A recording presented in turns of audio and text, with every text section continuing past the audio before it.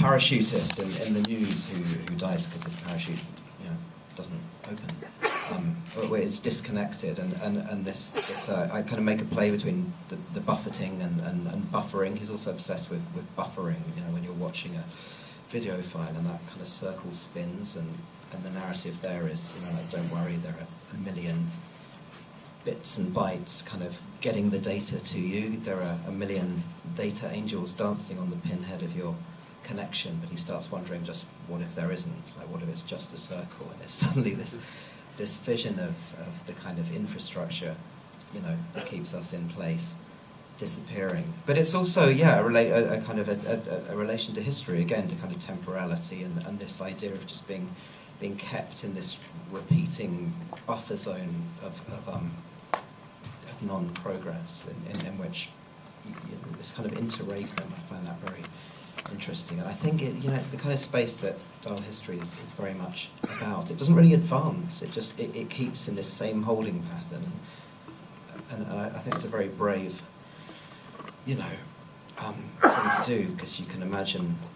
half an audience kind of walking out of the, it's not what you're meant to do in a film. But hey, should we bring on our surprise guest? And it's not William Burroughs. It's Johan.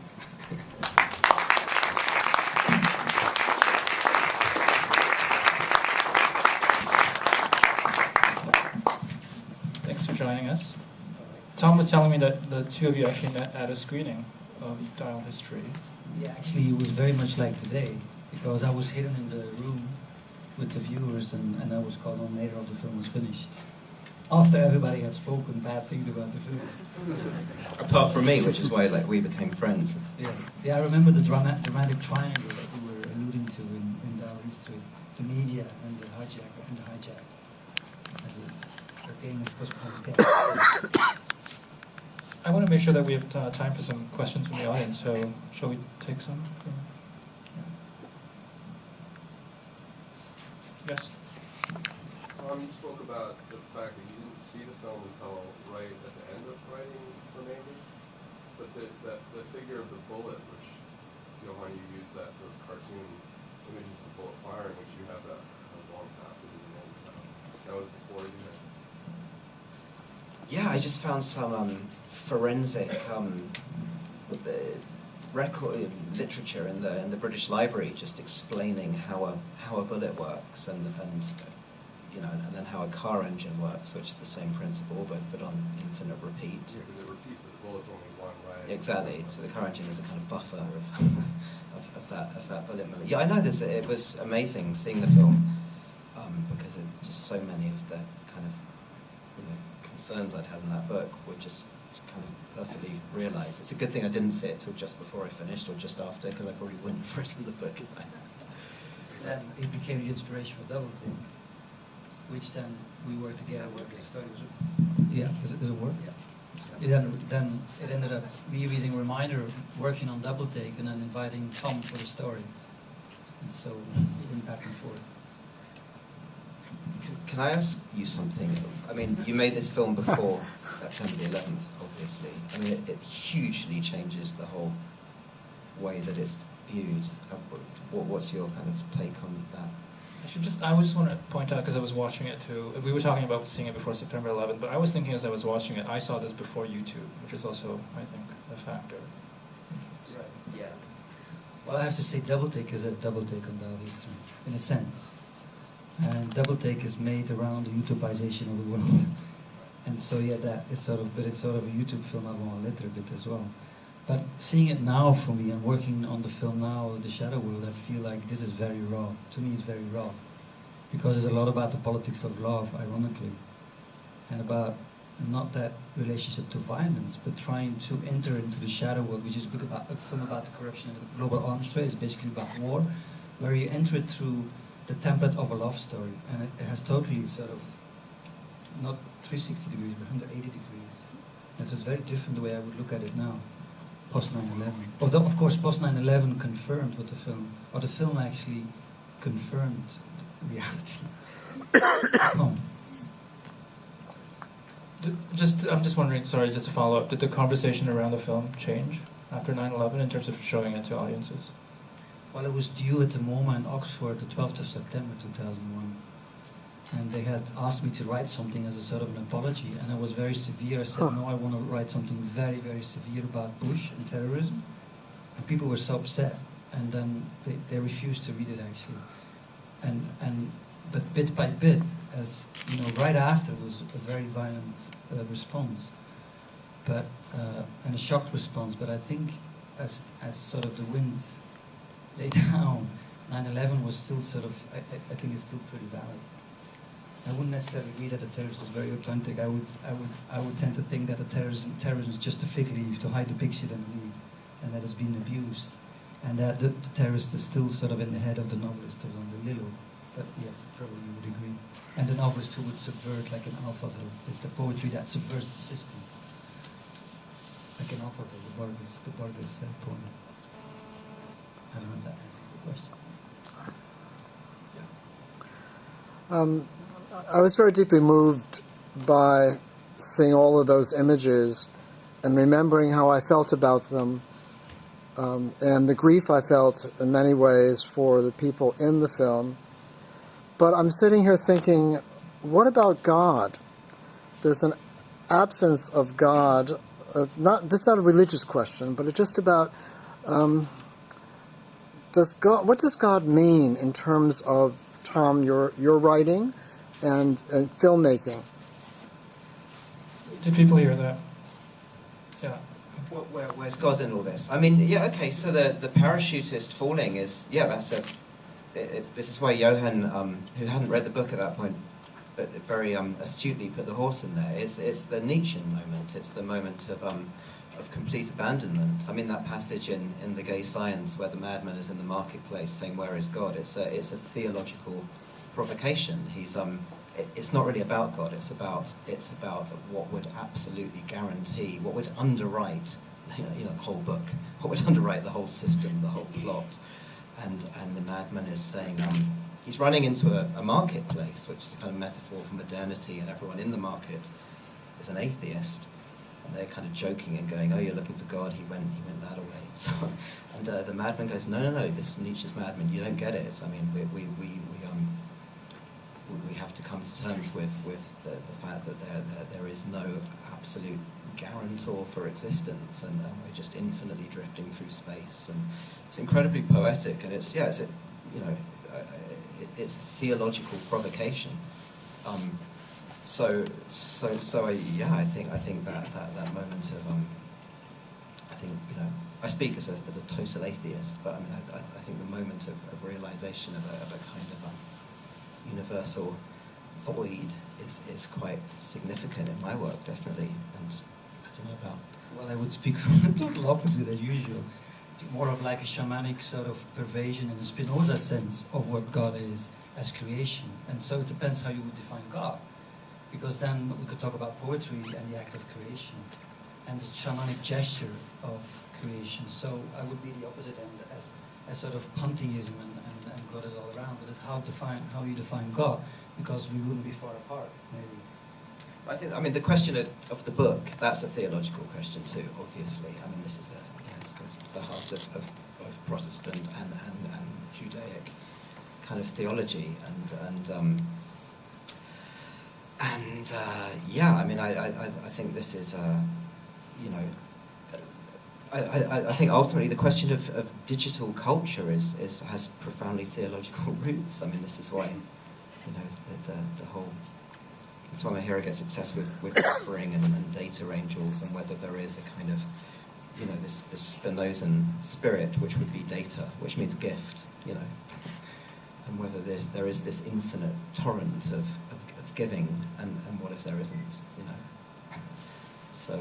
At one point we were talking about, or also with Sam Christley, about how language is sort of an act, naming as an act of making something, killing something. But actually, I also would be at the opposite end, where with Dublin, the novelist, who says that language is actually a form of making love. And so it's the way how you look at it. And I don't know if that answers the question, because it's a big question. but it has been abused. It's a corrupt word as well. It's a word that's completely been corrupted. So the reinventing of that, what is that all about, is so crucial. Yeah. Both the films take cutting, adjacency, juxtaposition real far, almost to the extent where narrative sequence is totally disruptive. I mean, Burroughs, of course, is exploring this in prose and in film around 63, 64. You see him in the movie doing the cut-ups that he learned from Brian Geisen and so on. So maybe the incoherence of Towers Up and Fires, something's been shattered, something's been, the wires have been pulled out, and the narrative is, there's no sense there, or there's some kind of oblique sense. And so my question for Tom is, your novels tend to be these, sometimes even kind of rollicking, the storytelling's great, they're almost like picaresque adventure novels, with great gripping intrigue and so on. And yet in Staten Island, you've got these discreetly numbered sections.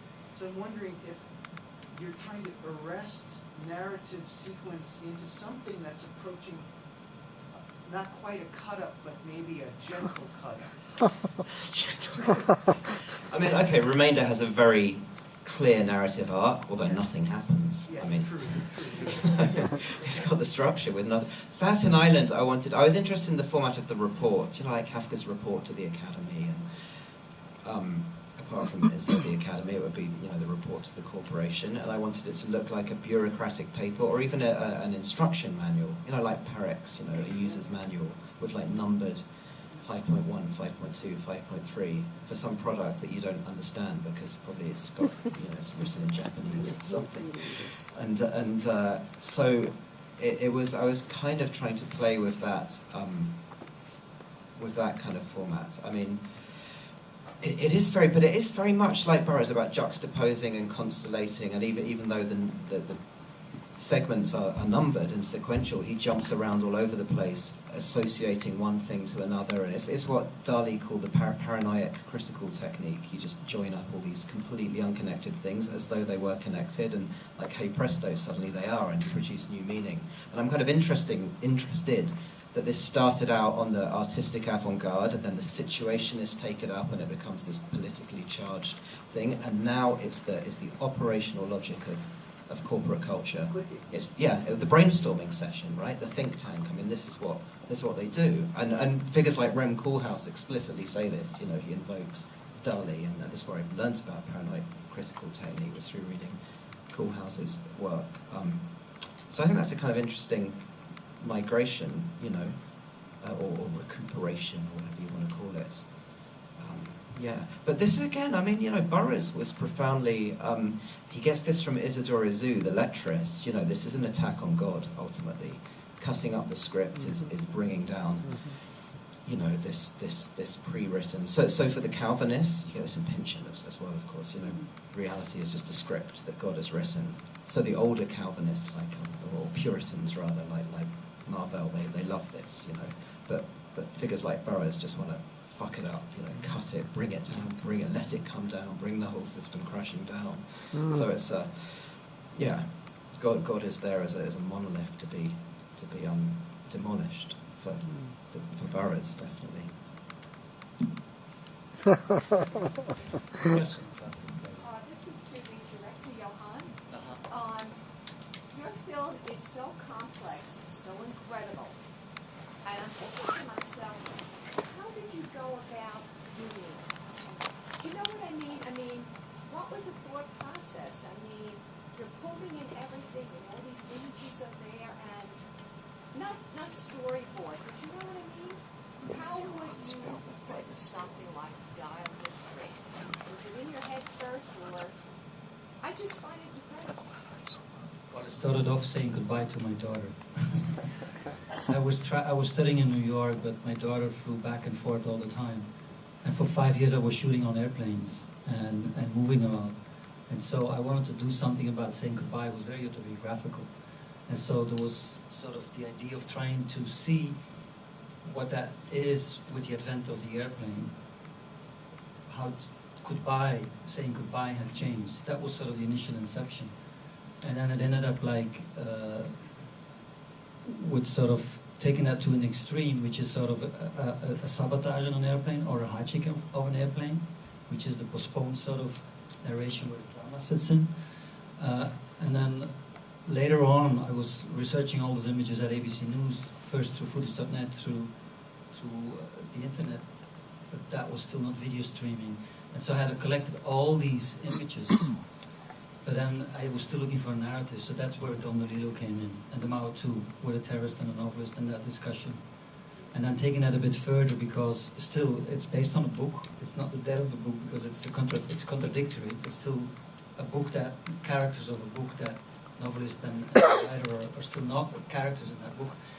And it's sort of like taking that through the extreme where discovering and analyzing in a sort of a media archaeology, seeing that actually indeed the media is sort of hijacking the hijacker, and sort of see how that trajectory historically changed, and putting that against sort of the narrative of the narration of the book.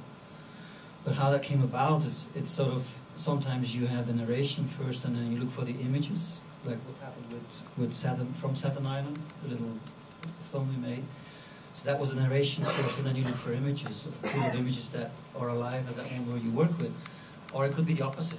You have strong images and you say, I want to like look for something that really fits. Or something would be the music.